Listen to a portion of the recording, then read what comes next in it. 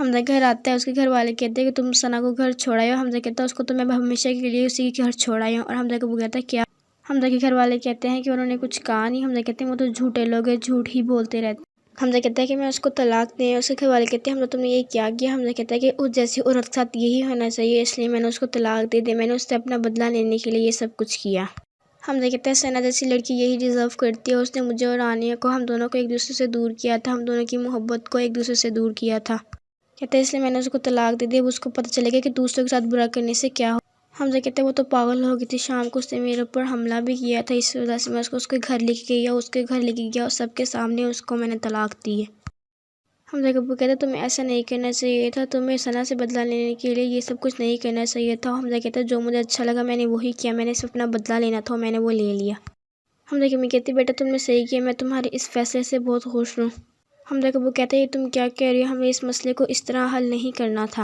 حمزہ کہتا ہے بس کرے، میں نے اب آپ کی اور کوئی بات نہیں سنی، یہ میری لائف تھی اور میں نے ڈیسائیڈ کرنا تھا کہ میں نے کیا کرنا تھا اور کیا نہیں۔ حمزہ کہتا ہے آپ کو پتہ ہے نا انہوں نے میری لائف برباد کی، انہوں نے میرے اور رانی کے ساتھ کیا کیا، اس کے باوجود بھی آپ یہ سب کچھ کہہ رہے ہیں، آپ کو پتہ ہے نا وہ کتنے مکار لوگ ہیں۔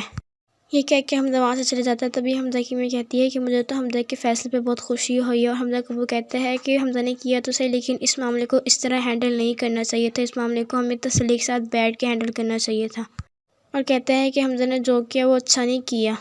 حمزہ کی امی کہتی ہے جو حمزہ اور رانی کے ساتھ انہوں نے کیا وہ اچھا تھا۔ حمزہ کو وہ کہتا ہے میں مانتا ہوں کہ انہوں نے ایک ساتھ اچھا نہیں کیا تھا، لیکن جب ہم بھی ان کے جیسے بن جائیں گے تو ان میں ہمیں فرق کیا رہ جائے گا۔ تبھی رانی کی امی کو حمزہ کی ایک بات یاد آتی ہے اور کہتی ہے کہ مجھے یقین ہے کہ حمزہ ایسا کر سکتا ہے۔ اور رانی کہتی ہے آپ کو اتنا یقین کیوں ہے؟ رانی کی امی کہتی ہے کہ حمزہ دانش جیسا لڑکا نہیں ہے، وہ بہت اچھا اور سلجھا ہوا لڑکا ہے۔ اور کہتی ہے کہ مجھے یقین ہے کہ حمزہ نے یہ سب کچھ اس سے اپنا بدلہ لینے کے لیے کیا ہوگا۔ رانی اپنی امی کے پاس آ کے بیٹھتی ہے اور کہتی ہے کہ امی اب ہمارے ساتھ سب کچھ اچھا ہوگا۔ اور رانی کی امی کہتی ہے کہ میں کہتی ہوں نا کہ اللہ تعالیٰ سب کی آزمائش کو پورا کرتا ہے۔ اور کہتی ہے میں کہتی تھی کہ نا اللہ تعالیٰ ہماری ساری دعاؤں کو پورا کرے گا، ہماری حالت کو ٹھیک کرے گا۔ رانی ہنس رہی ہوتی ہے اور تبھی رانی کی امی کہتی ہے کہ ہمیں کسی کی پریشانی پہ اس طرح مسکرانا نہیں چاہیے، کیونکہ اللہ تعالیٰ بھی ہم سے ناراض ہو سکتا ہے۔ کہتی کیا پتہ اللہ تعالیٰ ہماری مدد کرنے کے بجائے ہمیں ہی پریشانیوں میں ڈال دے۔ اور رانی کہتی نہیں ایسا کچھ نہیں ہوگا۔ تبھی رانی کی امی کہتی ہے کہ تم اللہ تعالیٰ سے دعا کرو، سب کچھ ٹھیک ہوگا، ہم جلد ہی یہاں سے نکل جائیں گے۔ باہر سے دانش کی آواز آتی ہے۔ تبھی رانی کہتی ہے کہ میں باہر دیکھ کے، اور رانی کی امی کہتی ہے نہیں بیٹا تم یہاں بیٹھی رہو، دانش بہت غصے میں، سارا غصہ تمہارے اوپر اتارے گا۔ رانی کہتی ہے امی دانش کتنا ظالم انسان ہے نا۔ تبھی رانی کی امی کہتی ہے وہی تو میں کہہ رہی تھی کہ حمزہ ایسا کر سکتا ہے۔ کہتی ہیں کہ دانش اس کی امی کی جیسا ہے اور ثنا اپنی نانی جیسی، پورا خاندان ہی ایک دوسرے جیسا ہے، تبھی تو اتنے بدتمیز اور مکار لوگ ہیں یہ سب۔ تبھی رانی کہتی ہے کہ امی اللہ تعالیٰ نے انہیں ایسا کیوں بنایا؟ تو رانی کی امی کہتی ہے اللہ تعالیٰ نے انہیں ایسا نہیں بنایا، خود ہی ایسے بنی ہے، کیونکہ اس کی امی اور ایسی ہیں تو یہ سب بھی تو ایسے ہی ہوں گے۔ کہتی ہیں کہ حمزہ کی امی کتنی اچھی، انہوں نے حمزہ کی کتنی اچھی تربیت کی، اس وجہ سے حمزہ اتنا اچھا ہے۔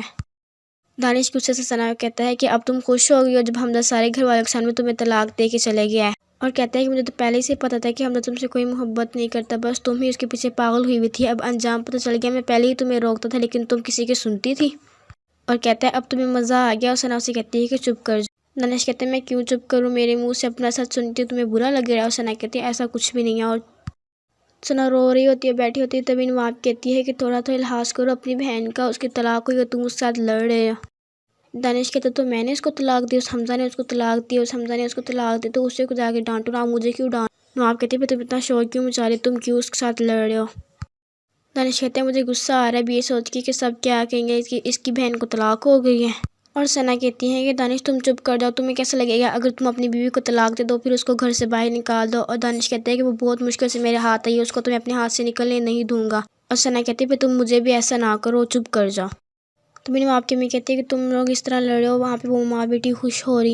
ثنا دانش کہتی ہے کہ یہ سب کچھ تمہاری بیوی کی وجہ سے ہوا ہے، اگر وہ حمزہ سے محبت نہ کرتی تو آج حمزہ مجھے طلاق نہ دیتا۔ دانش یہ بات سن کے حیران ہو جاتا ہے اور کہتا ہے ثنا تم چپ کر جاؤ، یہ کہہ کے وہ غصے سے وہاں سے چلے جاتا ہے۔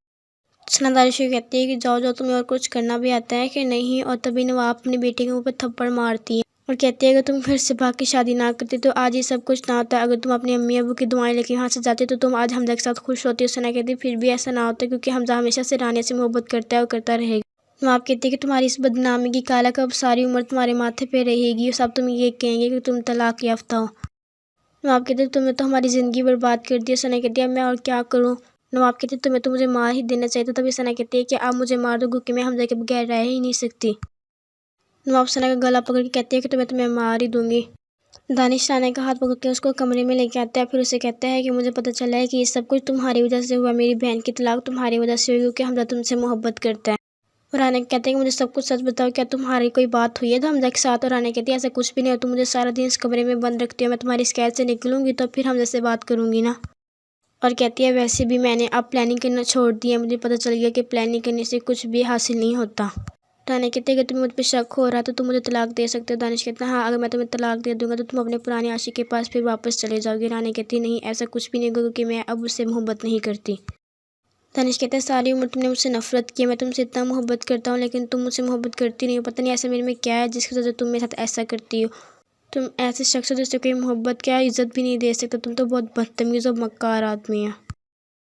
रानी वहाँ से उठ के जाने लगती है, तभी दानिश रानी को पकड़ लेता है और कहता है मैं तुमसे प्यार से पूछ रहा हूँ कि तुम्हारा कोई राब्ता है हमजा के साथ? और रानी कहते हैं ऐसा कुछ भी नहीं है। रानी उसको धक्का दे के वहाँ से चली जाती है।